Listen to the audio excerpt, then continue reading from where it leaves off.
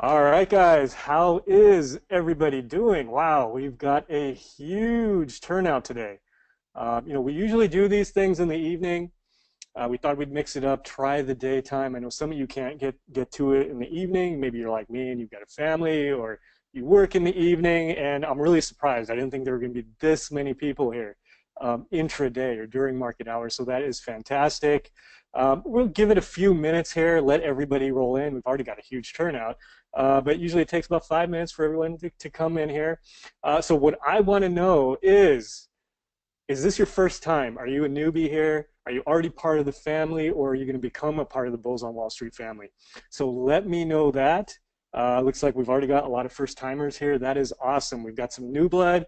We've got some family members here. That is awesome. Wow, and look at these spots here: Greece, Europe, China. Okay, a lot of part-time traders here. That's good.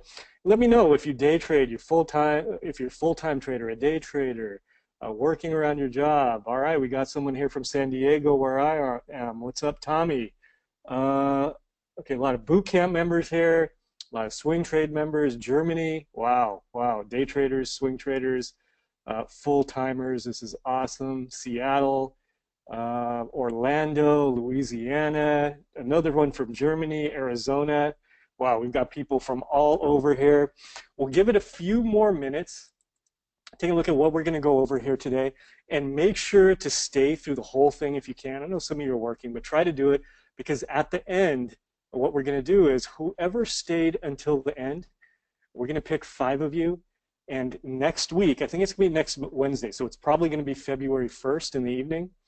We're going to do a group session with 5 of you, or I'm going to do a group session with 5 of you, and we're going to get together, and it's going to be really valuable. I'm going to go over a few setups that I don't really advertise. I may trade them in the report, but I don't really go over them. I don't even go over these things in the boot camp on the 3 days that I teach the boot camp.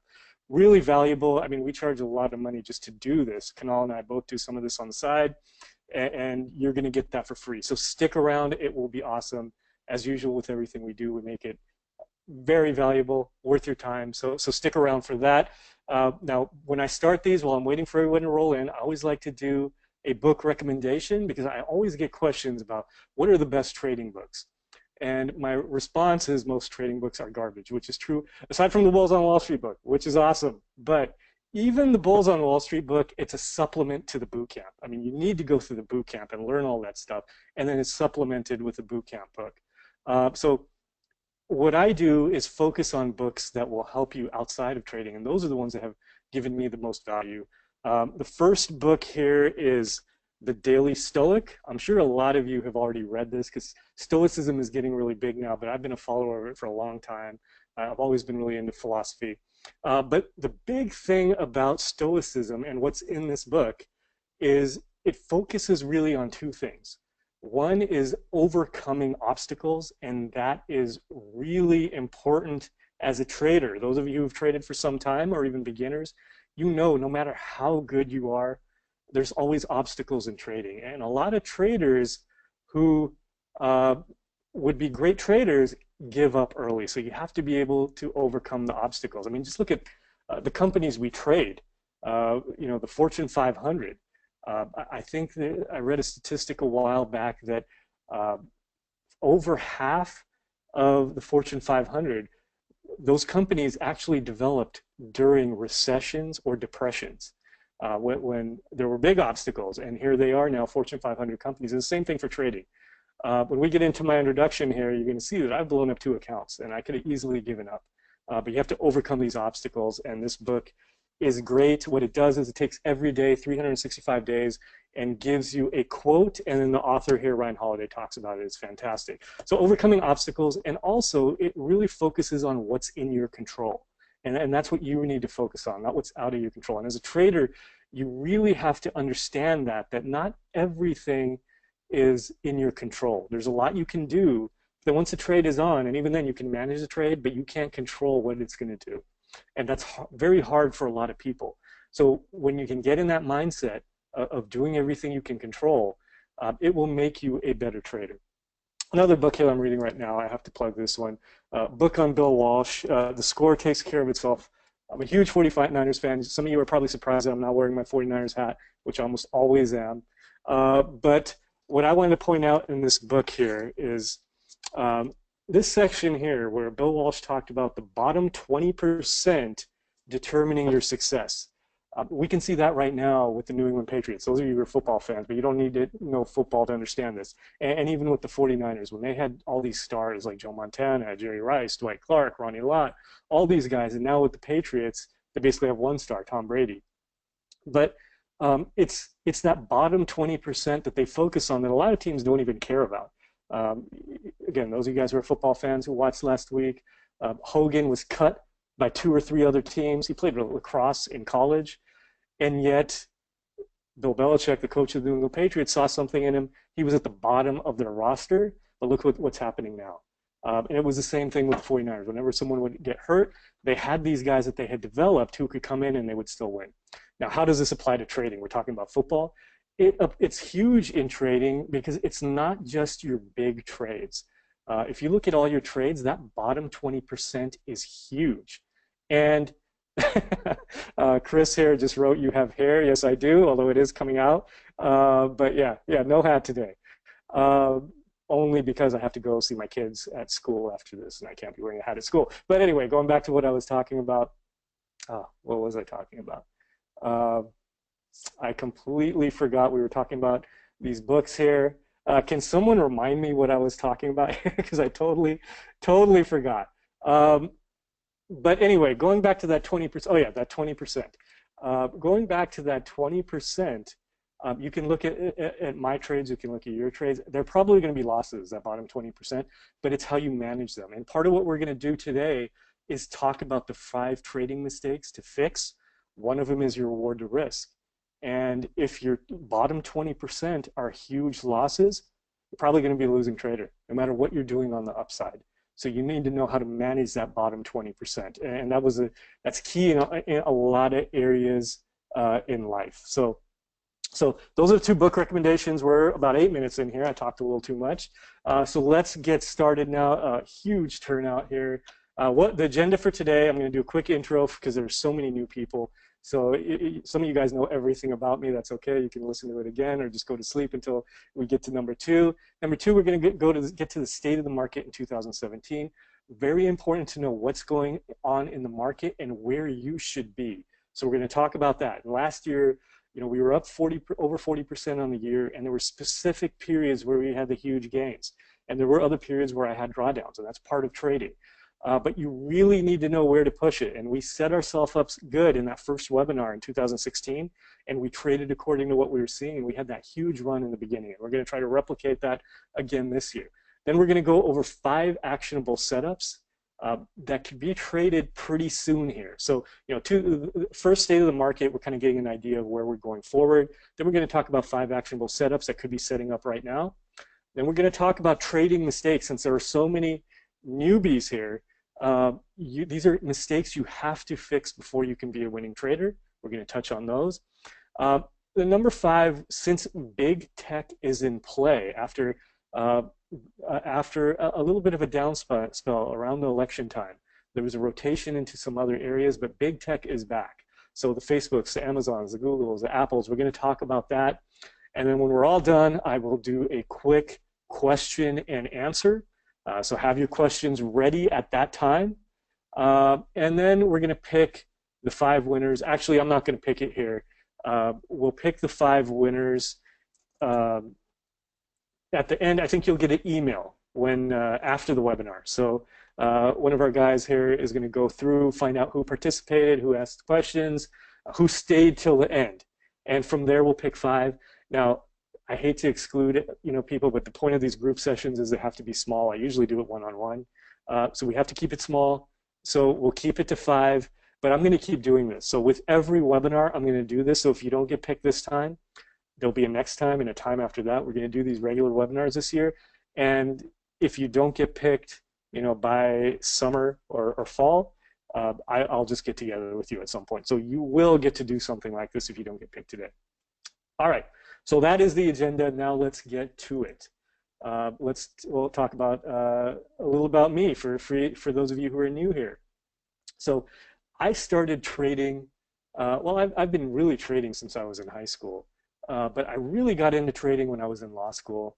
I started in law school, and those of you probably, if you want the longer version, you can go to the interview that I did in Chat with Traders. We talk about that in the Mentor Me podcast. But during the late 90s internet boom, I had no idea what I was doing.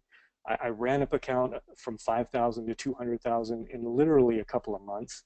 And then it came crashing down. I just was basically playing with the market, gambling, and blew up that first account. Tried again, kind of figured out what I was doing wrong and right. And this is probably the process a lot of you have gone through. And that second time I was trading better.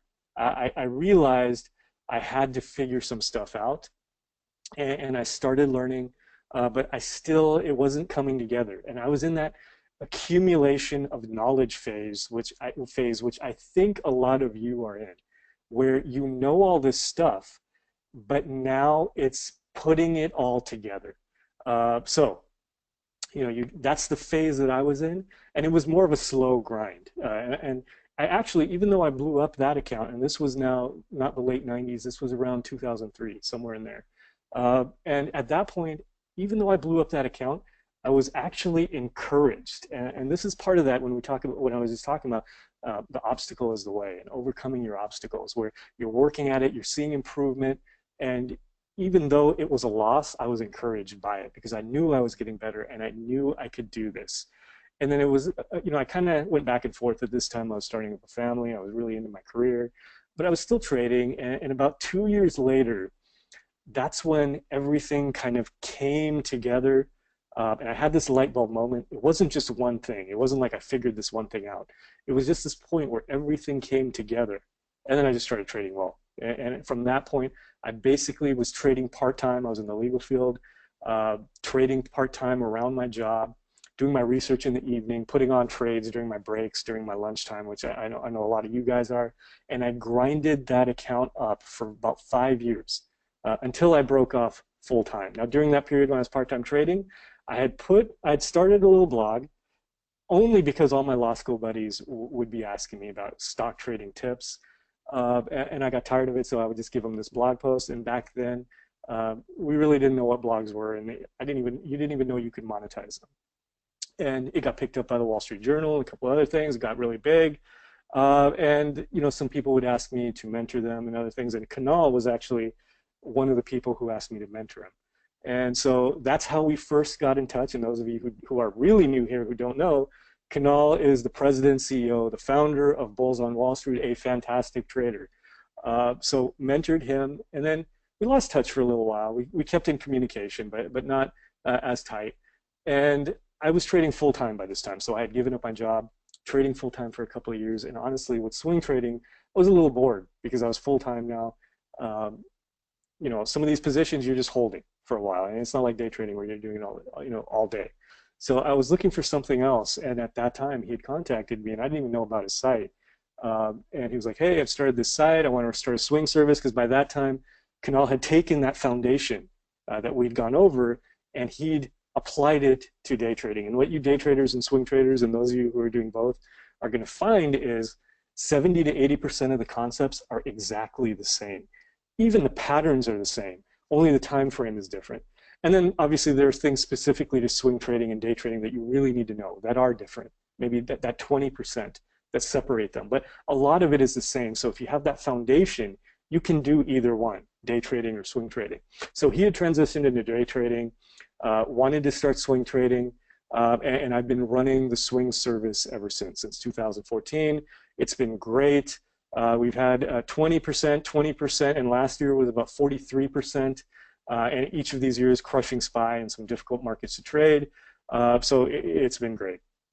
And if you guys want to know more about me, you can check out the Chat with Traders interview. It's a fantastic, not just to listen to me, but they've got a ton of different traders, some really famous traders, some up-and-coming ones, some ones that you haven't never heard about, all these different trading styles.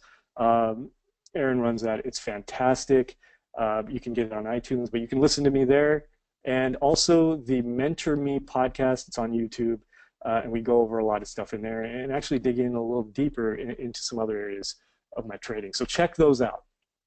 All right, now let's get to the nitty gritty. Let's get to actually talking about this market. And before I do, let me just make sure you guys can hear me and see everything okay. If you can, let me know really quick here in the chat box. Okay, I got someone here saying the audio is going in and out. Let me know if the audio is okay. Okay, seems like everything's good. Perfect. All right, let's get started here. So, the state of 2017 trading. Number one, you need to know this, big tech is back. And when I talk about big tech, I'm talking about the FANG stocks, Apple, Tesla. There's some others out there, but these are the six that I really monitor to get a good feel for what tech is doing. And I'm going to pull up my charts here. And again, guys, just let me know that you can see my charts here. You can see, first of all, the Qs, while it's not all tech, it's heavily weighted in tech. So you can see that the Qs are breaking out after actually lagging the market for much of 2016 when we had the commodities boom. So if you see here, we have SPY now starting to break out, but the Qs already broke out a couple of weeks ago. So that is an indication that tech is back. Then we can look at the tech stocks. Let's pull up Facebook. Facebook was getting crushed in here, and it was basically range bound or slowly moving up here, but was not leading the market. And all of a sudden, we've got this big boom here in 2017. And this trend is going to play out with all of these stocks we're looking at. With Google, it's the same thing. After this big move down, and this big move down basically came post-election when money was rotating into some other sectors. But now tech is back. We've got Google here nearing highs. We've got Netflix, which I'm actually in right now. I entered Netflix yesterday after earnings here. But Netflix is at all-time highs. And we've got Amazon doing the same thing, almost at all-time highs, but making this huge run from 750 to 835, and actually coming off of a low here of about 710. So the FANG stock's doing really good. Apple here also, after being in a, oops, I got the wrong ticker here. Apple, after being in a pretty significant downtrend from highs here at 135, going all the way to 88. I mean, I'm telling you, I was even getting a little concerned because I'm holding Apple in some of my longer term accounts, and I just felt like I was giving up too much here. But now it has bounced back. It's at 121, a fantastic run from about 88 to 121. And then finally, Tesla, which is on fire here from 180 to 250 and nearing these highs here. So that is the first theme you need to know as a trader, that tech is back. We need to be paying attention to it again. All right, number two is commodities. Now, commodities led most of 2016 and then made this huge run. I'm just going to pull up FCX, a copper stock here, made a huge run post-election, basically on the idea that Trump is going to deregulate this stuff. So the commodities, the shippers, the transports, they all made these huge runs after the election. Now, anytime you have a huge run, you're going to get some profit taking. So there's a pullback in here. That's not necessarily a bad thing.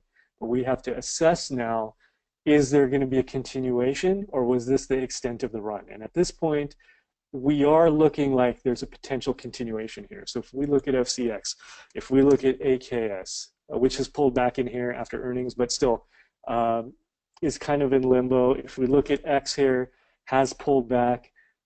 We need to assess whether this is going to be back in play or not. So you need to be paying attention to commodities. Now, it's not that we're predicting it's going to go up or down, but you have to be aware of it. So that is the second theme you should be paying attention to. Commodities, steel, copper, ag, industrial metals, and we can even throw energy and oil in there. Number three, election-related sectors.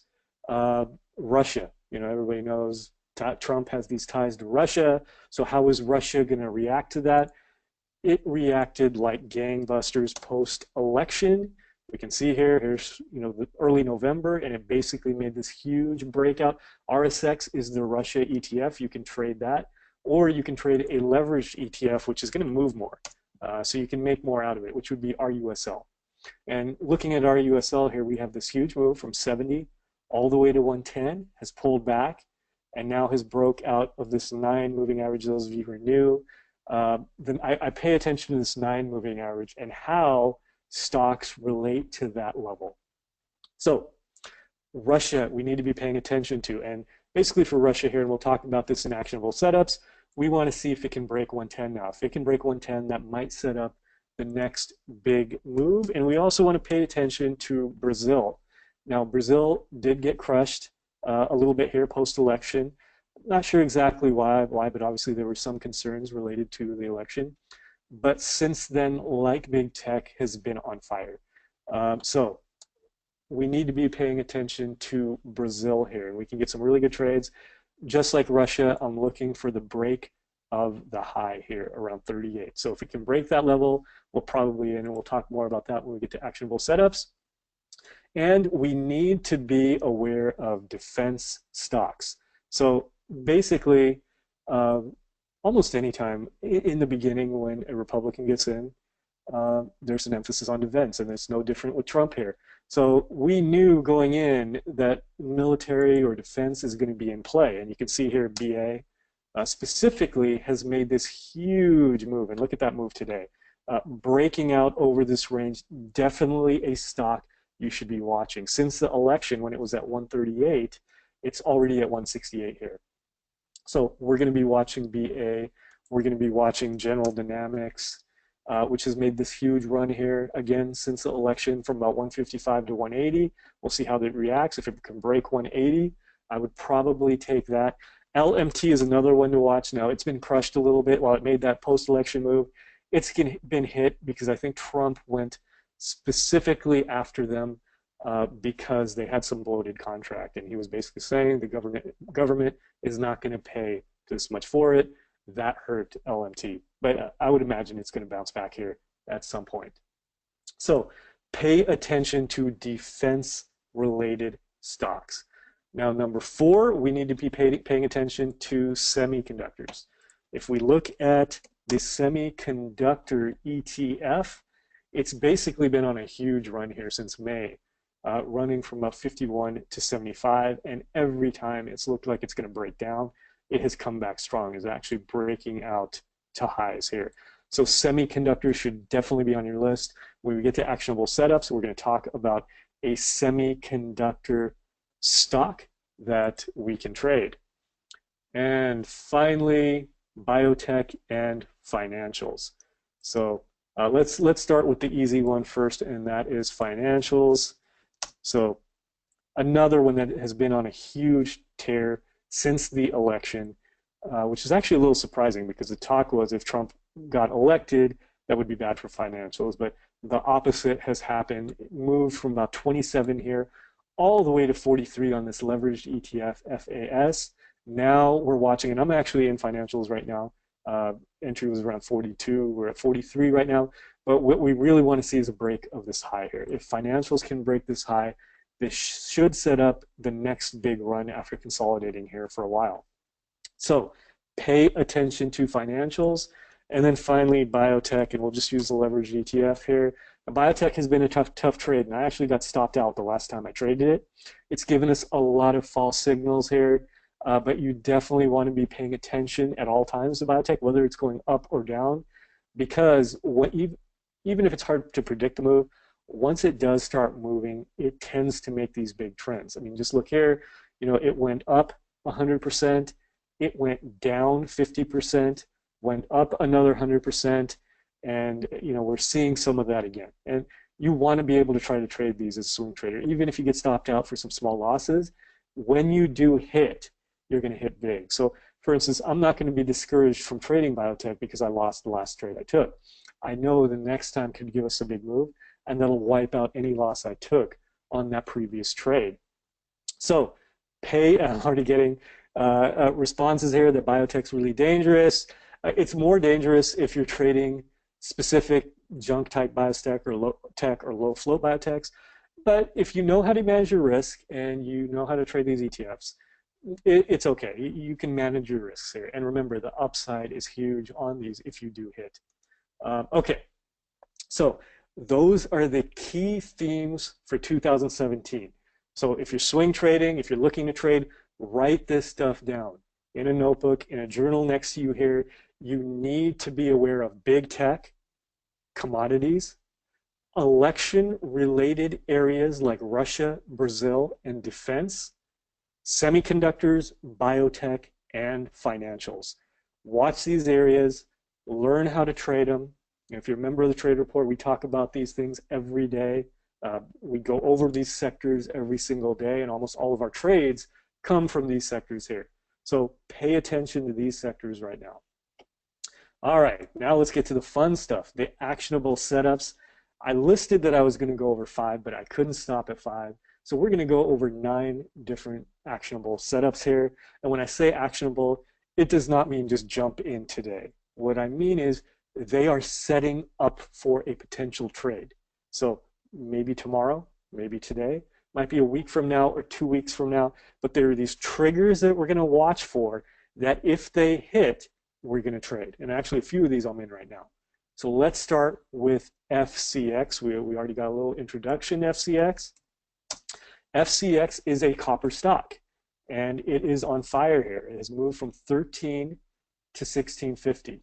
So it's made a huge run here. And what we're looking at now is these key levels. And these key levels for FCX to the upside is basically the high here of 23. So when I look at an entry, I know in my head there's a potential move, and that's not to say it's going to happen, but there's a potential move here to 23 before it hits major resistance.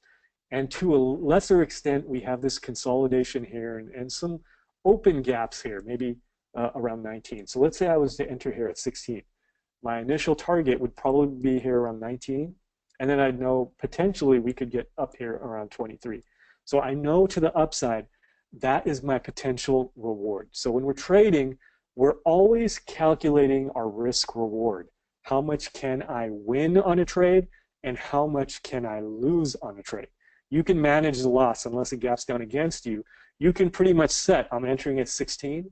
If it hits 15 or if it hits 14, I'm going to get out. So if I have 500 shares, I'm only going to lose $500, or I'm only going to lose 1,000. Then you want to know to the upside, how much can I win on this trade? If I can only win $1, but I'm risking $2, that's a bad trade. I can only win if I'm taking 500 shares, I can only win 500 and I can potentially lose 1,000. That's not how I want to trade. I want to see something like this here, where I could potentially win 3, 4, 5 points and make potentially 1,500, 2,000, 2,500 on the trade, and yet I'm only going to lose 500 or 1,000. When you skew your risk reward like that, you don't need a huge win rate to make a lot of money, and it's very hard to trade on a high win rate. For example, last year, my win rate was 51%. So logically, you're probably thinking, wow, 51%, he probably broke even. No, I was up 43% on the year because I know how to manage my risk and manage my trades. So that is key and exactly what you're going to be doing with FCX here when you get the trigger. Now, what is the trigger? There's a couple of things I'm looking for here. One, if it pulls back and it looks like it's pulling back from the breakout, I want to see how it handles key levels. Key levels are going to be the 9 EMA, that's an exponential moving average. This tends to be a strong level for stocks that are showing momentum. So if it can test this level and bounce off there, I would probably get in. If it breaks that level, the next level I'm going to test is the 50-day moving average. That is a very strong support level. And if it breaks that level, it's probably going to get hit a little harder. And if it were to make a deeper pullback, I'd be watching this open gap right here. Open gaps are important too. That's where the stock has gapped up from and has not filled, or price has never gotten back to that level. Those tend to be key levels. So I'm going to be watching all these levels. Hopefully it bounces off the 9 and we get an easy trade there. Now, if we miss that trade, I would wait for a break of 17. One of these things are going to get me in the stock. So you can see we have to be adaptive as traders. We have to be waiting for these specific setups patiently, and then once they trigger, we have to be able to pounce on them and take the trade. So that is what we were looking at with FCX. Now let's move on to NVIDIA. NVIDIA is a semiconductor stock, and it's also heavy in the virtual reality. So if you're looking for a virtual reality play, say for your longer term accounts, NVIDIA is fantastic for that, which I am actually doing with NVIDIA. But specifically for our swing trades, it's a leading semiconductor stock, has been on a tear for a long time here. I mean, it was down just about a year and a half ago. It was trading at about 25, and it is now at 107. Now, anytime you have one of these big runs, you're going to get some deep pullbacks, which we got here. I actually entered this right around here at about 107, where we are now. It pulled back. My stop was at 98, has not hit yet, and now has bounced back. And actually, I think this one is a stock you could potentially enter right now. It has already pulled back, tested a key level, this 100 level, which was also this open gap level here. We got the 50-day moving up to that 100 level, held these levels, broke back up over the 9, showing strength. Really good volume pattern here, which you see these big green bars here. That's showing buying interest. So that's something we want to see. So I think you could enter NVIDIA right here. If not, you could take, say, a break of 110 or a breakout of the high. Any of these things would trigger potential trades for NVIDIA. And again, I'm already in that one. All right, now here's a fun one, RASE, which is aptly named race for Ferrari. And Ferrari has been on a huge tear. It's a recent IPO'd here back in late October 2015, was getting crushed after the IPO. This is very common with IPOs. They'll get crushed for a little bit. Facebook even did this. If you guys remember years ago when Facebook IPO'd, I think it opened around 40 and got crushed all the way down to 15 or 20 and then made this comeback. And that is exactly what Ferrari is doing right now. You know, has been coming back. There have been some good spots to trade it in here. But the spot that I like to watch is when it breaks its IPO high. And you can see here, the IPO high was at 60, and it just recently broke that level. Now, the reason I'm not in it yet is because, and we're going to talk about common trading mistakes, we're going to talk about roller to risk. By entering up here at 62, I want to place my stop at 59.50. That's a pretty wide stop, so I need a really high reward on that. So I'd like for it to come back in a little bit before I enter. So I haven't entered it yet, even though the IPO high breakout has triggered. And you know, I'm glossing over this stuff really quick in the webinar, but these are concepts, these are setups, these are all ideas that we trade. We always talk about in the trade report, or you know, in the lessons, the boot camp, the free blog posts we put out on Bulls on Wall Street. Check those out. But this is a specific setup, the IPO high breakout. And that is exactly what Ferrari is doing right now. And who doesn't want to trade Ferrari? So it's probably the closest a lot of us will ever get to a Ferrari. So right here, good spot to actually say, hey, I don't drive a Ferrari, I own a Ferrari. Or I own Ferrari. So let's look to get in at some point if it pulls back and shows some strength at this level. All right. Number 4 is cyber. Cyber is a cybersecurity stock. So if we look at cyber here, it's been beaten down for quite a while. So if we pull this thing back here, you can see, and we traded some of these shorted some of these highs here that worked out really nicely, but it was up around 76, went all the way down to 30, but now has made a comeback. We'd call this a bottoming formation. And this was actually off an IPO back here, and I think it was 2014. But it has come back, and we could pull up actually a number of cybersecurity related stocks, and we're seeing the same thing. We're seeing a lot of comebacks in PanW, in FAE. We're seeing some comebacks here in cybersecurity. So anytime an entire sector or industry is moving, I like the stock more because I know the sector can push the stock. So cyber is in play, and this is another one I'm actually in right now. Right around where we are right now. My entry, I think, was somewhere here in 51. Basically, we had this run up, pull back, remounted the moving averages. This is another setup that we trade. That's when a stock looks like it's failing after a big run and then remounts the moving averages. Now it's consolidated. We've got a nice consolidation, and this often happens too. You get these big runs, and they don't run forever. At some point, Someone who bought here at 45 and is up to 51, they're going to say, wow, you know, I've got 1,000 shares. I got in at 45. I'm up $5,000. I need to take some profits here. And the stock will rest, consolidate. And now we're looking for the big push here. So there's a couple of ways to play this. You could enter right now if you want, place a stop under this range, and that's where I have it, around 49. And then just play through the breakout and hold to the reward levels we're looking at. Remember, we're always thinking about what is our potential reward. Our potential reward is 55, 56, or 59, somewhere in there. And with the 2 points of risking here, that's pretty good here. We're going to get 2 to 1 or 3 to 1 on this trade. Or you can wait for a break of this range. So say a break of, we'll call it 52.50. If it can break 52.50, which it almost did today, but is pulling back in, that would be your trigger. So a couple of ways to play this. Enter now, wait for a pullback and have it show some strength, or wait for the break of this range. And again, we're adaptive as traders. We're not just going to jump in based on some idea we have.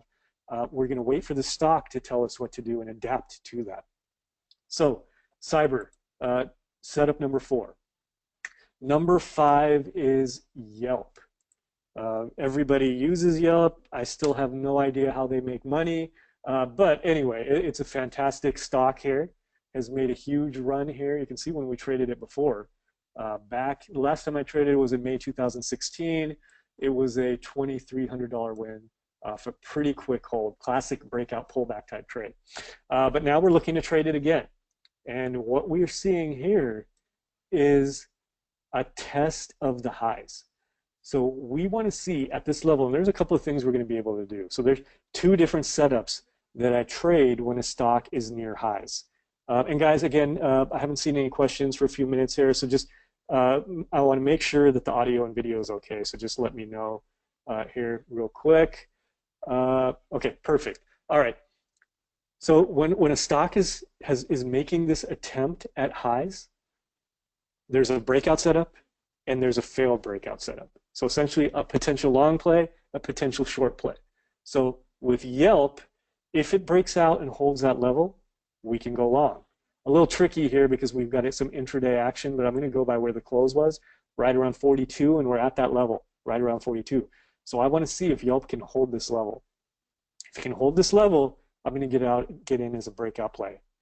Now, if it fails this level, if it hits 42 and then fails here, starts to close around 41.50, 41, that will trigger a potential short setup. What often happens is when they fail on the breakout, they'll pull back. Now, this doesn't mean that the stock is over, that the stock is dead.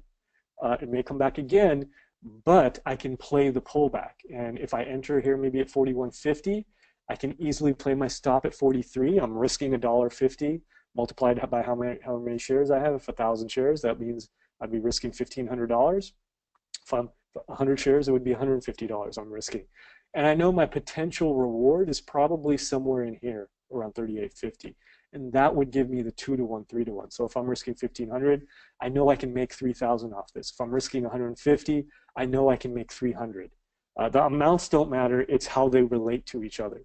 So that's the way I'm going to be looking at YELP. I don't come in with any bias, so I'm going to go long this or I'm going to go short this.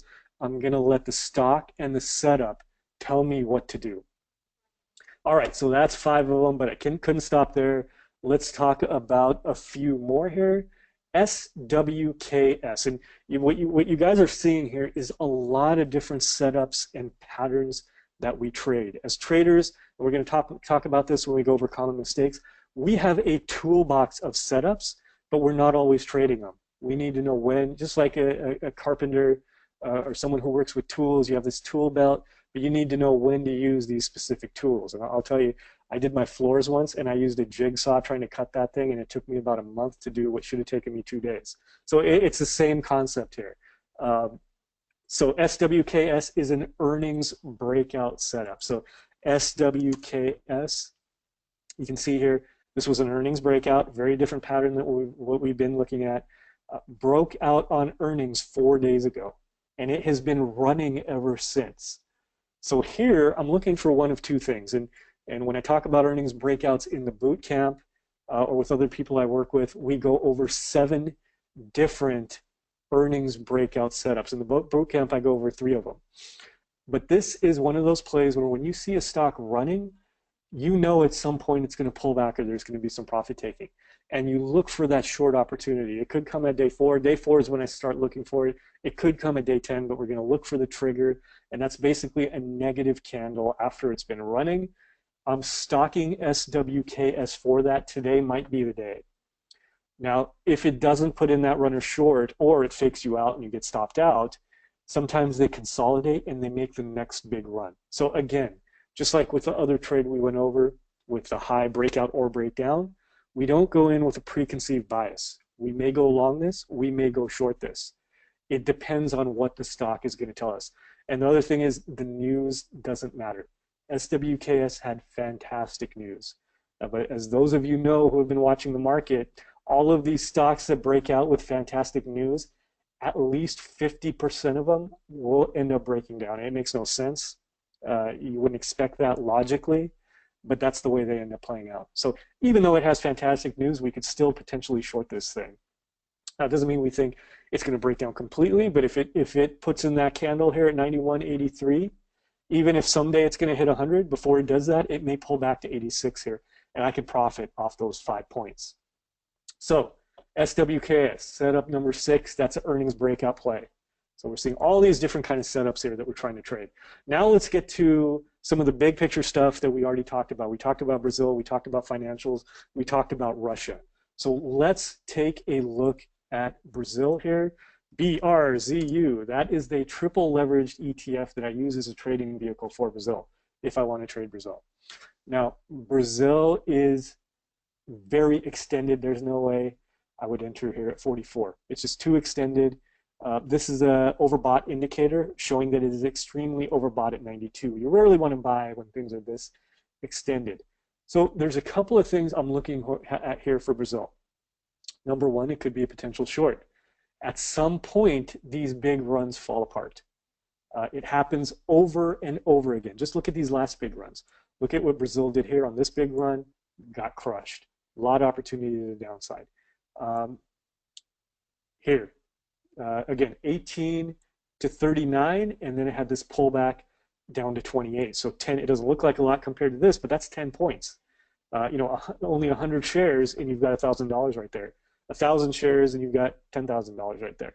So big moves to the upside and the downside after these runs. So again, I'm going to be adaptive. It's going to do one of two things here, probably. It's going to either consolidate. If it consolidates and breaks, I can play the next run. If it gives me a signal to short, like it did here, or like it did here, I can short the stock and profit from the downside move. Now, BRZU is a little trickier. A lot of retail brokers, you are not going to be able to short a leveraged ETF. If you have something like Interactive Brokers or some of the other direct access brokers, oftentimes you can.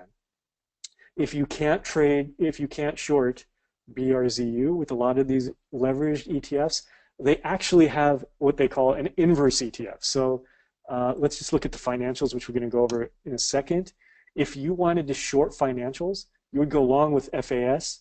To short it, you could directly short FAS, or you could play the inverse. So if we pull up FAZ, you're going to see it's like the mirror image. Is that right? Mirror image? Yeah, I think that would be a mirror image or direct opposite of FAS, and you actually go long it. And by going long it, you're shorting that stock. So, or that pattern. So going back to BRZU, problem with BRZU is they do not have, they no longer have an inverse ETF, but what you can do is use the underlying EWZ, which is not as volatile, but you can probably directly short this, or if you can't, you can use the inverse of EWZ, which escapes me right now. If any of you know what it is, can you put it in the chat there, and I'll let everybody know what that inverse ETF is. Okay, so again, being adaptive with BRZU, either it's going to consolidate and break and we can go long, or it's going to set up short and we can short Brazil. So that is what we're looking for with Brazil. Now let's talk about financials. We already touched on financials here. FAS, big move here, has consolidated for a while. Now we are looking for a break of 43, we'll call it 43.30 here. And we're right at 43. So if it can break 43.30, you've got potentially the next big move here. You can place your stop maybe a point and a half. Okay, well, BRZS, I was under the impression that that no longer existed. Yeah, BRZS is the old inverse of Brazil, but I don't think it exists any longer. Okay, going back to FAS here. So we're looking for a break of 43.30, 43.50, place about $1.50 stop to a 2-point stop, and maybe we get a move to 46.50 on that. Or you could enter like I have a little earlier. I entered back here, still holding around 42. So I'm up a point. I've got my stop under 40. And you could even enter right now if you wanted on a pre-break, but just make sure you give it some room here because it could pull back. So that's what we're looking at with financials, FAS, and finally Russia, RUSL. Now, Russia can be a little tricky because we know with Trump as president, Russia is in the news all the time. And even if there's not anything significant going on, if Trump makes a comment, if their leader makes a comment, if someone just makes a comment about Russia, it impacts and it overreacts to these things. But overall, the trend is up and up big. So you may get stopped out on some of these news events, but when you hit, again, the risk reward idea, when you hit, you are going to hit big. So you're actually at a spot where you could potentially enter here. I am waiting for a break of 110. So if it can break 110, it could set up the next big move after this big consolidation here since mid-December, after breaking out here in November around election time. Okay, so the inverse ETF, thanks Stevens, thanks Mike, thanks Sashmi, Joe, all you guys here, Chris. The leverage, or not the leverage, the inverse ETF for Brazil is BZQ. And it is actually 2 times leverage. So thanks, that skipped for some reason. I did not know that, but because I used to always trade the triple leverage, but you do have a double leverage. So less volatility, but still more than the underlying. So you can short Brazil by going long BZQ. I know there's a lot taken for some of you guys who are new to trading, but keep digesting this stuff and pretty soon it'll all come together. Okay, Russia, break of 110 is what we want to see in Russia. Okay, so 9 actionable setups here. Key, like you put those notes in for the sectors you need to be watching. Now keep another list of these actionable setups you can potentially trade. Mark these levels that I talked about. Wait for these levels to set up, and when they do, pounce on these trades. All right, guys, so that is currently what's going on and what we're looking to do as trades. Now remember, guys, stay till the end here. We've probably got about 10 or 15 minutes left. And those of you who stay, remember, we're going to do that group hangout next Wednesday. 5 of you will be picked. All right, now 5 common trading mistakes beginners make. You beginners who haven't traded very much need to listen to this. It's going to save you a lot of money. And basically, these mistakes here are why I blew up 2 accounts when I first started trading. And if you can stop yourself from this, even if you don't know what you're doing, you're probably at least going to be break even or only losing a little bit. If you make these mistakes, your account is going to get crushed. And for those of you who are experienced traders, even us experienced traders, we still make these mistakes because as humans, we're wired to do these things. That's why so many traders fail, because we are wired in kind of a different way that is not conducive to trading. So we really need to focus on these things here. And even these, those guys who follow me, you know I keep post-it notes. I recite this every day before the trading day, 5 minutes before the open. I call it meditation, but I'm not really meditating because I have no idea how to clear my mind. But what I do is I quiet myself and I think about these things. And by thinking about them, by keeping them in my head at all times, it stops me from doing them. Number one of the biggest mistakes beginning traders make, and those of you who have been following me forever are probably sick of me saying this, but micro managing positions. You need to understand the time frame you're trading. You need to stick to your initial plan. You know, when we talk about these stops and these targets, You need to stick with that plan that you made. But what happens is we tend to, especially as swing traders, we tend to micromanage these positions. So if we have this idea, and let me draw this, this is going to be one of my famous ugly drawings, but they illustrate the point here. Let's say we enter a stock at 100, okay? That is our entry. We have our stop at 95, we have our target at 110, and we have 100 shares. So this is a fantastic plan, regardless of the setup. In terms of reward to risk, I am making $1,000. I'm risking 10 points. I'm risking 5 points with a reward of 10. That means I have the potential of $1,000 on the upside and 500 on the downside. This is exactly what you want to do. Essentially here, you've got a 2-to-1 reward to risk. And by doing that, you can actually only have a win rate of 40% and you will be crushing it. You can do the numbers, multiply 40 times 1,000, multiply 60 by 500, and you're going to see you'll be winning over time trading this way. And this is exactly what you need to be doing.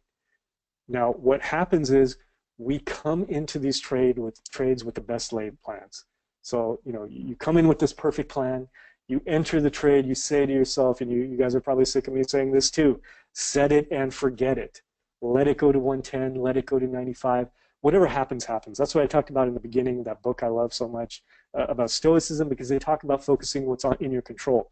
You can control this plan, you can control your ratio. You can't control what's happens after that. You have to step back and watch. But over time, this process is going to make you successful. But what happens here? We're humans, and emotions get the best of us.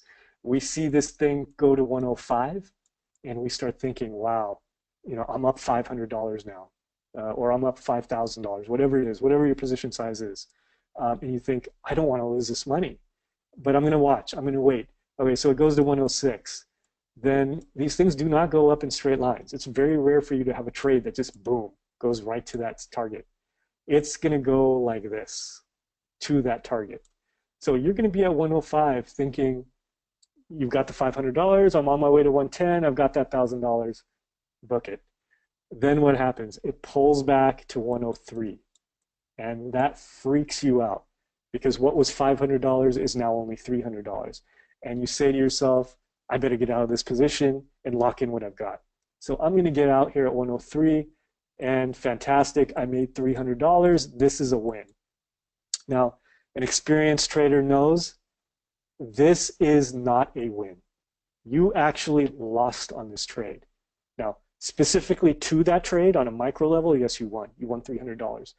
But over time, I guarantee you, if you trade this way, you are going to be a losing trader. Because when you lose, you're going to lose $500. And what happens now? The whole concept has reversed here from 2-to-1 and only needing a 40% win rate. Now it's reversed and you're going to need a 70, 80% win rate to be winning money when you're doing it this way. So you're going to, and that's very hard to do. Very few traders can trade at that win rate and trade successfully at that win rate. So that is a good example there of micromanaging your positions. You will not be successful if you don't let your plan play out. Okay, number 2, and this all relates together, poor reward to risk. And we just illustrated that, so I'm not going to go too deep into that, but you cannot win with small profits and big losses. And we just illustrated that with this $300 to $500. Your wins must be bigger than your losses. So you can't, and the way we've evolved, if you go back to, when we were kind of in the state of nature, and if we had berries in front of them, we weren't stockpiling them and saving them. We had to eat them right then before they went bad. And over thousands of years, our minds have been wired like that. And that's why we do this. That's why when we see that 300, we have to take it because our mind is wired to do that. You have to fight this. I fight it. You can't get rid of the emotion. The emotion is going to be there. but you constantly have to be telling yourself, I'm not going to be successful. And these are the things, the reasons why, you know, you hear the statistics, 90% of traders fail. And even traders who study for years and accumulate all this knowledge, if you cannot get the mental aspect right, if you cannot follow these simple rules, you'll be a losing trader. And most people can't. It's this mental, the mental game kind of stuff that thwarts most traders.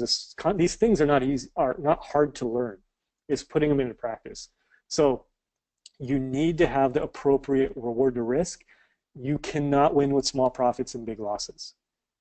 Number 3 is FOMO. This is a huge problem for traders. And a big reason is because it leads to, again, poor reward to risk.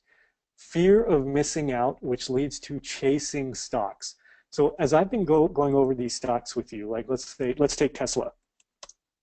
So Tesla has made this huge run. And what happens is, now Tesla has been on my watch list throughout this run. It's just I haven't found a good entry. And when I did find a good entry, I was hesitant to take the trade because I knew earnings were coming up. But when we get into this position, what happens is, you know, you watch the trade, you watch the trade, you watch the trade, and through this whole process, you're like, man, I keep missing out on this. It's a stock I like. And then you get to the point where you fear missing out on it, and then you enter at the worst possible time. And what happens when you do that? What happens if you entered here with no setup at 140, around 140? Where are you going to place your stop? Logically, you need your stop to be all the way down here or down here. The stock could have very easily pulled back to these levels and still be within the setup. So you've got a very poor, and then if you use a tight setup, there's a good chance you could get stopped out. Now, it didn't work that way so far, but at some point that will happen. You can see on all these other runs, the same thing happened. So you do not want to chase stocks. It's going to lead to poor reward to risk, and you're usually going to be entering at the worst time when the dumb money basically enters, when everyone just throws up their hands, they all get in, and that's usually when the stock is going to pull back. So FOMO, fear of missing out, huge issue for traders. Try to be patient. I know it's hard sometimes, but always think to yourself, even if I've missed this move, there is a next setup coming, and that's what we've done with Tesla. Okay, so we haven't traded it here, but what's the next setup? If you say that to yourself, it'll stop you from making these bad trades. All right, number 4, trading setups in the wrong market. So we already alluded to that when we talked about the toolbox of trades and how when I did my floors, I used a jigsaw when I should have been using another kind of saw. Or specific to trading, in a market that's breaking out, I'm not going to be focused on shorting breakdowns. In a range-bound market, I'm not going to trade breakouts because I know they're probably not going to go very far. I'm going to use setups that are good for range-bound markets, like trading ranges. So there are specific setups that work very good for specific markets. If you're in a running market, you want to be trading breakouts, you want to be trading continuation or momentum, and at some point you can even short when the market gets extended. Those are basically the 3 types of things you want to be doing. In a range-bound market, you're basically going to be buying support, selling resistance, and setups that relate to that. And we go all this in the report and the classes and all this other stuff if you don't understand what we're talking about here. But you need to know when to be trading the right setup, and that's why a lot of traders fail. And that's why you see a lot of people on Twitter or these services, they teach this one setup or a few setups, and you're supposed to be trading this setup over and over again. You will not be successful doing that because you're not taking the market into account. You need to be adaptive. You've already heard me say adapt probably 10 times already in this webinar. You need to be adaptive to what the market's doing and then apply those setups to that market. So trading mistake number 4. Now trading mistake number 5, and it kind of relates to micromanaging because you do a lot of this when you micromanage. That's trading your P&L, your profit or loss. So for example, if we go back to this trade here, what we're talking about, you're looking at your P&L and you're letting that $500 or $300 guide you instead of the setup itself. there's a reason you made 110 your target. Maybe there was a resistance level at that point. Maybe the history of the stock has shown you it tends to make 10% moves. Whatever the reason was for that, there was a logical reason to do that.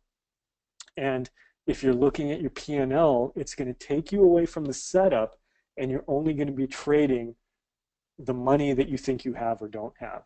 So don't be looking at your P&L. Focus on the setup itself. And that works in reverse too. This happens a lot with day traders. We're focused on swing traders now, but we'll touch on with day trading.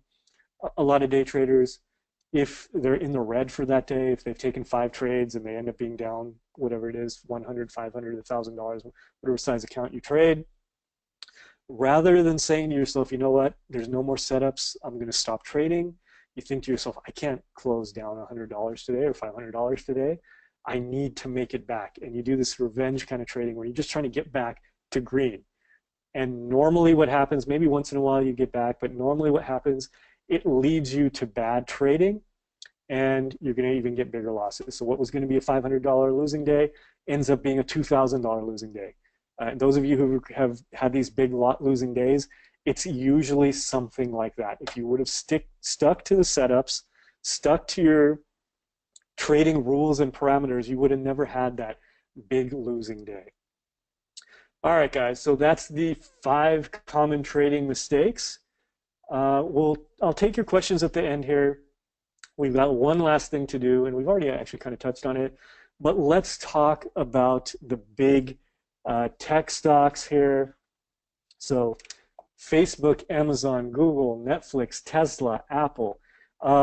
Now, one of the key issues here right now, specifically this week, is all of these guys except Netflix have earnings coming up. And we don't want to trade through earnings, even if we think they're going to blow out earnings, the stock is going to go to the upside. Trading through earnings is basically gambling. Sometimes the stock will have great earnings numbers and it'll still go down. It's very hard to predict what's going to happen.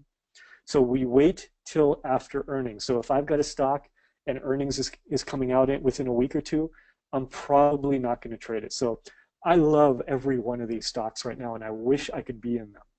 The problem is earnings is coming up. Now, if you're an options trader, there's some option styles to mitigate risk, but for just standard trading, we can't get in these yet. So I have the earnings dates marked here. Facebook is February 1st, so next Wednesday. Amazon is next Tuesday.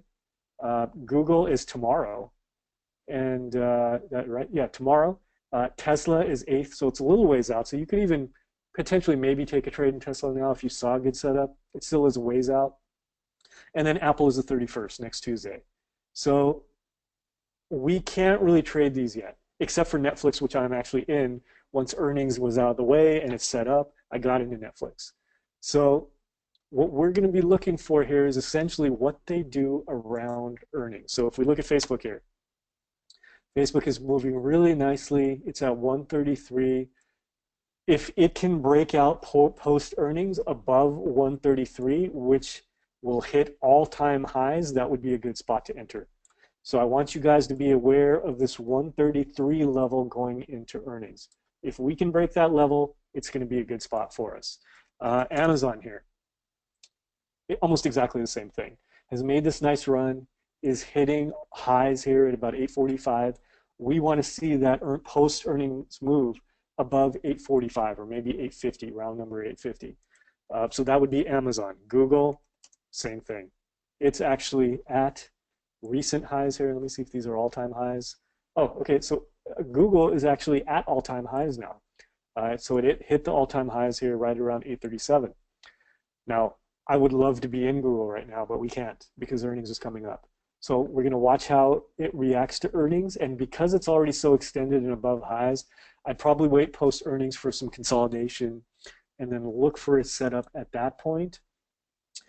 Tesla and Apple, we already talked about Tesla, so we don't need to really review that too much today. It's extended right now, but the key level for Tesla is 270, this recent high, and it's got an all-time high here, close at 282.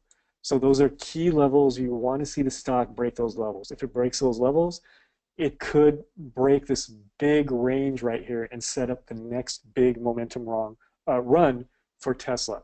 And then finally, Apple, we've got a high, all-time high at Apple around 135, 136. We're at 121. It's not likely it's going to break that level. So this one we could actually play to the high. So let's say it breaks out here to 126. We could look for consolidation, potentially get in there and play to 134, 135, assuming we have good earnings on these. So that is what, real quick here, that's what I'm looking to do with the big tech stocks.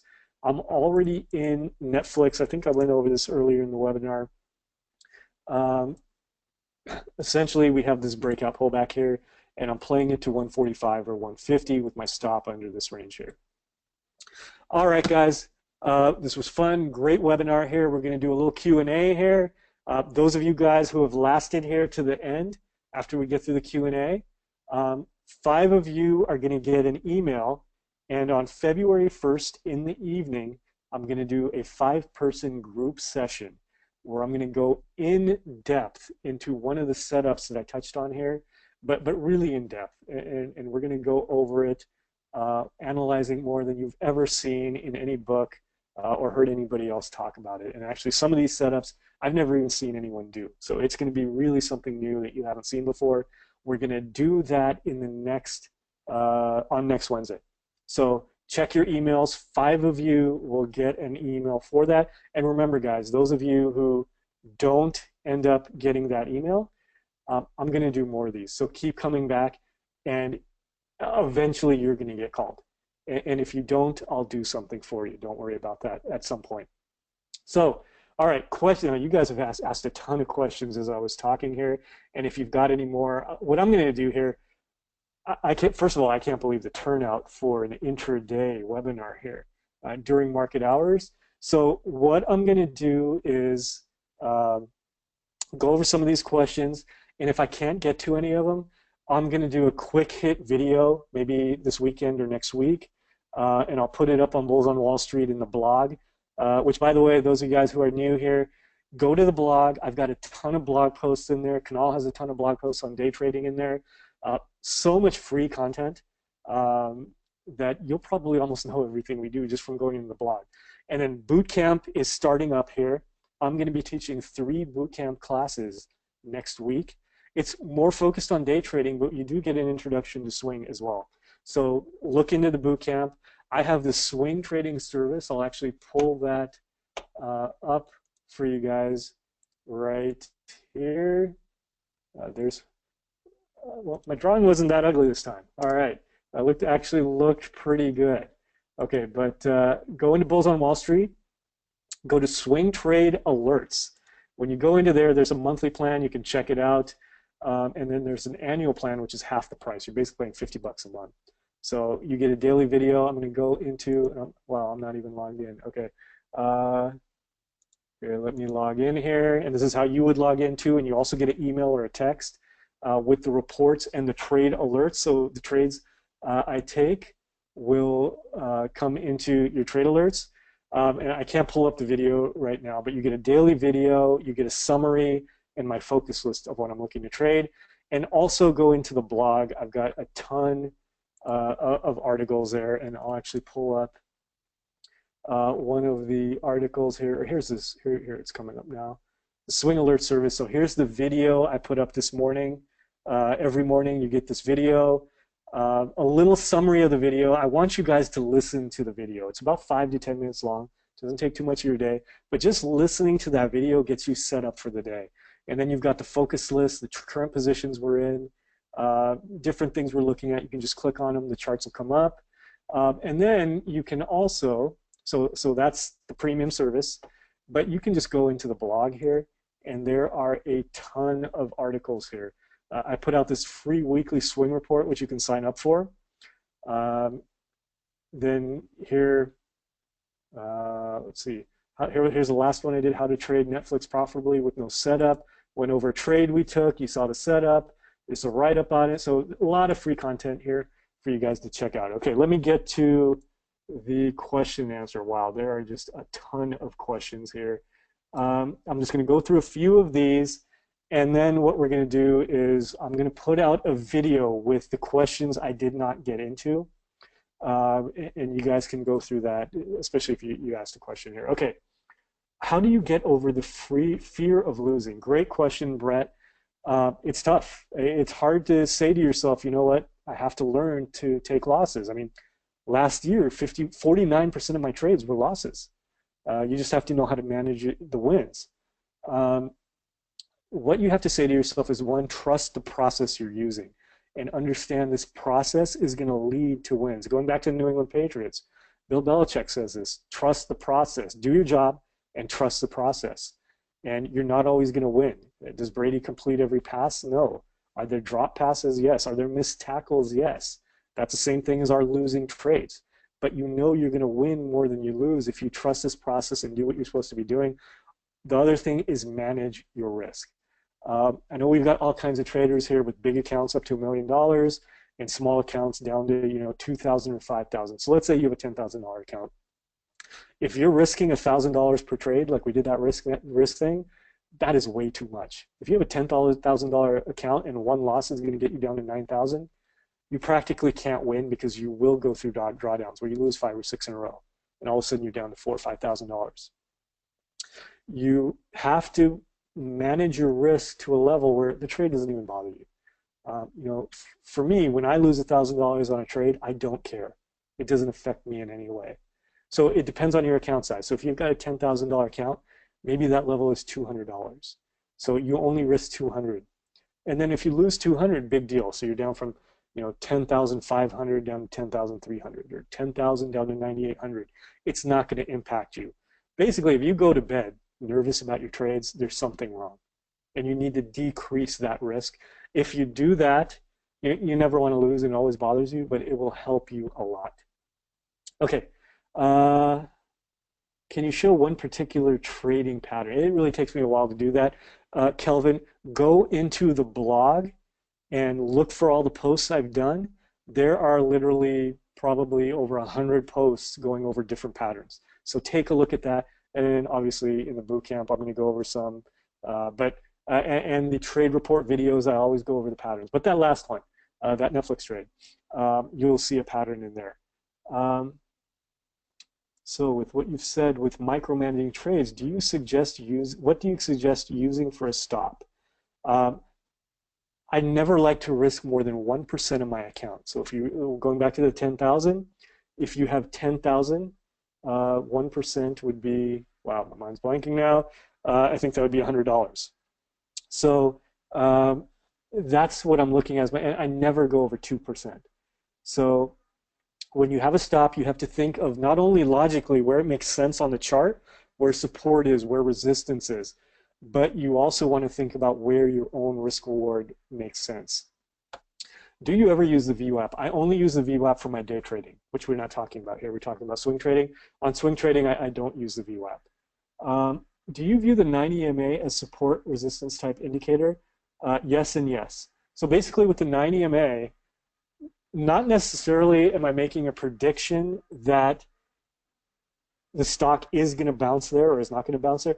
I'm watching for, one, how the price reacts to that level, and number two, if it fails that level, does it take it back? So I watch that very closely, and then within the extent of a trend, really strong trends, I want to see continual bounces around that level. It could violate it a little bit, but if it remounts it, then that's fine. Okay. If you don't mind me asking, what was your swing alerts win percentage? My win percentage was 51%. Now that's the win percentage. That's not how much I made. Now, I've had years, this was early on when I was part-time trading, I had one of my best years where I was up 200%, and my win rate was actually in the 40s, in the 40-something percent, because I was managing my reward to risk and I was getting the big wins. So this past year, my win rate was 51%, and the actual percentage gain, which is much more important, was 43%. So that's what you're keying in on. So $100,000 account made $43,000 off that minus commissions. All right. Are you much for swing trading of stocks that are priced under $30 a share? I'll trade just about any price under $2 or $3. So I don't trade penny stocks. in day trading or swing trading. But whether it's that's and you beginning traders or you small account traders, you guys would like to focus on, and I did the same thing. I shouldn't have said you guys because I've been through it as well. You like to focus on low price stocks, thinking that you're going to get the big wins out of that because you can buy more shares, but that's not necessarily the case. You can have a $500 stock. If a $500 stock goes up 20% and you only can get 5 shares, let's say 10 shares of it, you're going to make more off that than a $5 stock that goes up 10%. So it's the percentage gain and the volatility that you have to focus on, not the amount of shares you can get on the stock. So remember that. If you're a small account trader, and it took me a while to get that, I started with a small account, so I know. But there came a point where I realized these little stocks is not what I should be focused on.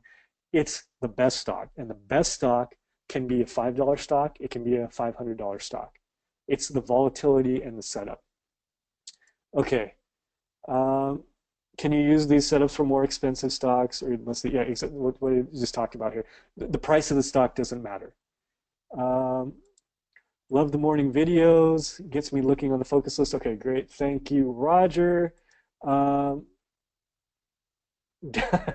8% on your battery life. I'm up to 12 now. If you saw, I was curling over like this. I was plugging in my so I'm on a laptop here, and then I just got this new 34-inch screen that takes a lot of power off my old laptop here.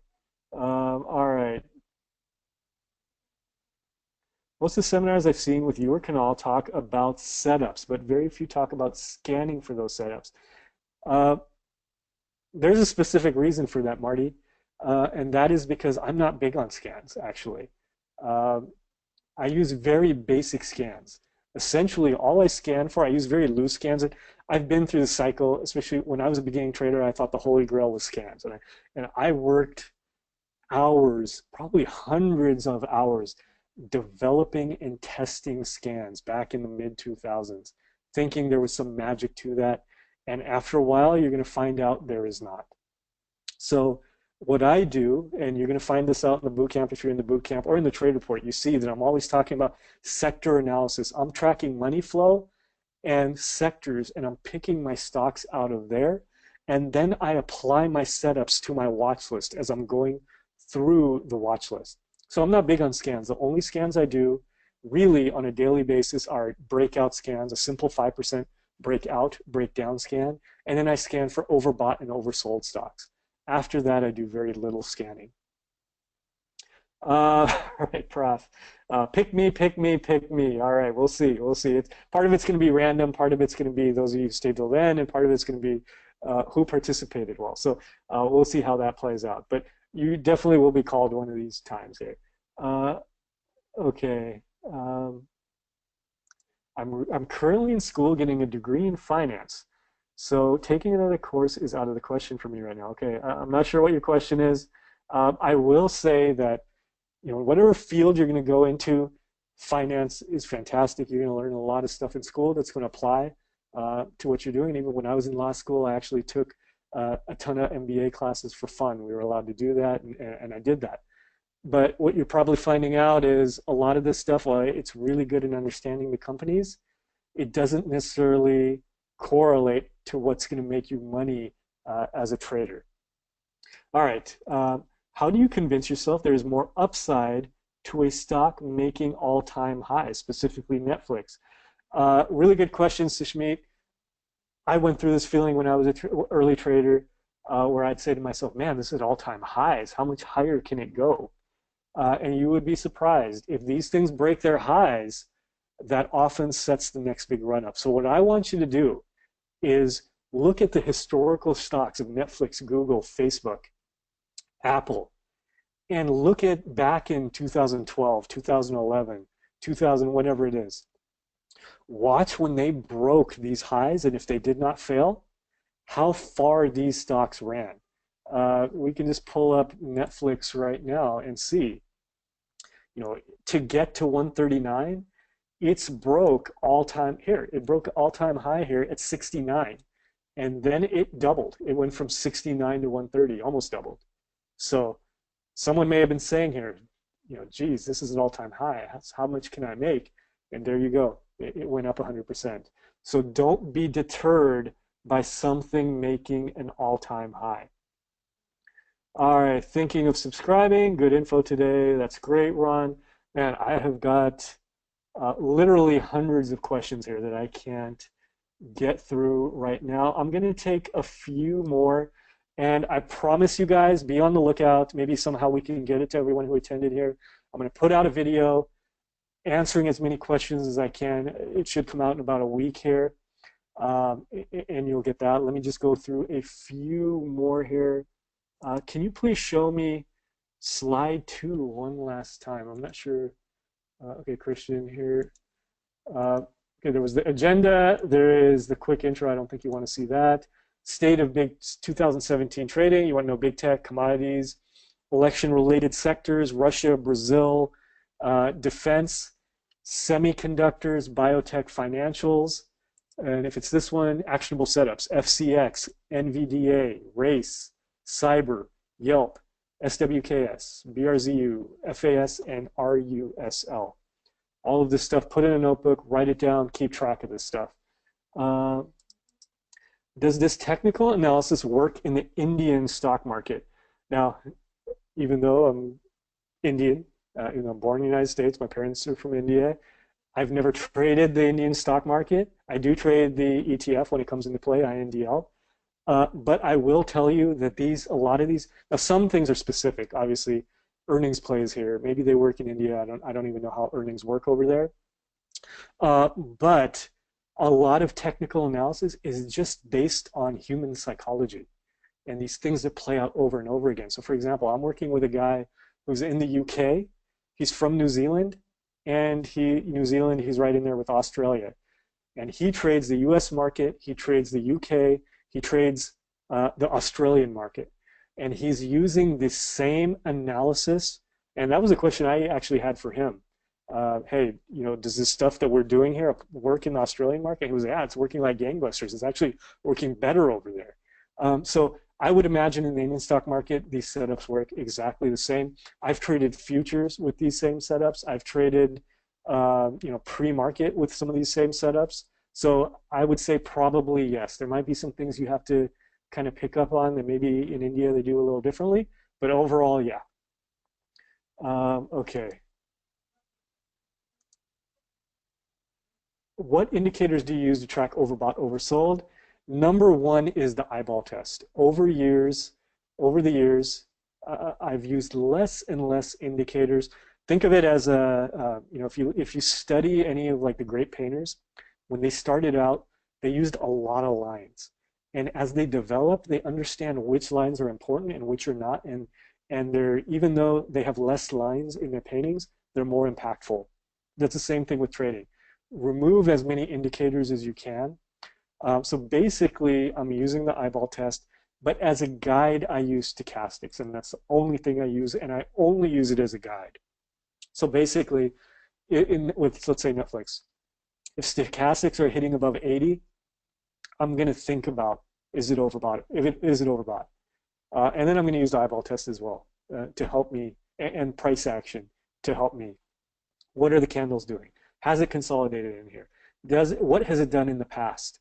Where is the next resistance level? All of that we're kind of putting together, but specifically for your question, Kevin, stochastics is what I use. All right. Do you read volume profiles? I'm not sure what you mean by profiles, but I didn't talk about it a lot today, but volume patterns and money flow is even more important to me than price action. So yes, I do pay very close attention to volume. Do you day trade some of the stocks you swing trade? That is a great question. I try not to because I don't want, less with the day trading, but I don't want day trading to affect my swings. And no matter how hard you try, again, we're wired certain ways. And if you see these moves in day trading, you're going to think, a 10-cent move on a $100 stock might be scary for your day trade, but means absolutely nothing for your swing. Actually, this happened today. with Netflix. So I'm in it in a swing, and I got a notification in Twitter that Z-Man from the day trading, he's in the chat room here. I call him Z-Man, Tiger Man, because he's got the tiger. But he was talking about Netflix not acting well. And someone had responded to that, and I was like, what do you mean it's not responding well? Look, it's fine here. For me, it's fine as a swing trader. As a day trader, if you pull up the intraday stock, obviously in the morning it was not acting well. It meant absolutely zero for my swing trade, but now that's in my head and I can't get it out. So I, I try not to be impacted by the day trading. Where do you get money flow data from? I used to use volume type indicators. Now it's the eyeball test. Tracking this money flow. We talk a lot about it a lot when we go over sector analysis. It's especially important in the sectors. Okay, let's get to some more questions here. All right, we're gonna do one more question. We've been at it about an hour and a half. Do you use ATR stops? I don't use the ATR indicator, average true range, which is the range of a stock. But in my analysis of looking at the stock, I'm thinking about that without calculating anything. So, for example, I'm looking at Netflix here. I know Netflix can be, pretty volatile here. It can do 2 or 3 point moves in a day. So when I place my stop, there is no way I would use a 1 point stop on Netflix, or even a 2 point stop. It has to be 3 or 4 points because I know it could be just part of the intraday action, natural volatility of the stock. So I'm not technically using ATR. I don't pull it up. I don't calculate anything. But in a sense, my mind is doing it when I'm thinking about where to place my stop, because I'm paying attention to what the stock is doing. So I kind of am, in a sense there. All right, guys, there are literally 100 more questions here that I can't get through. So again, I'm going to do that video. Be on the lookout for that. We'll put it up in Bulls on Wall Street for sure, and hopefully our crack team here can figure out a way to get it to you guys in your email. There's a swing service. There's a boot camp starting up. Get on the email list at least, so when we do put up something like this video, you'll get it. I mean, there is so much free content, so much valuable free content that you're going to get just by following us here. So this was fantastic. So much energy today in your questions here. I can feel it through the computer screen.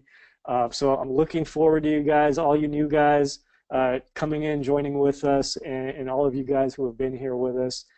Thank you. So I'll see you guys next time. We're going to do these quite often now. So I'll see you guys soon. Thank you.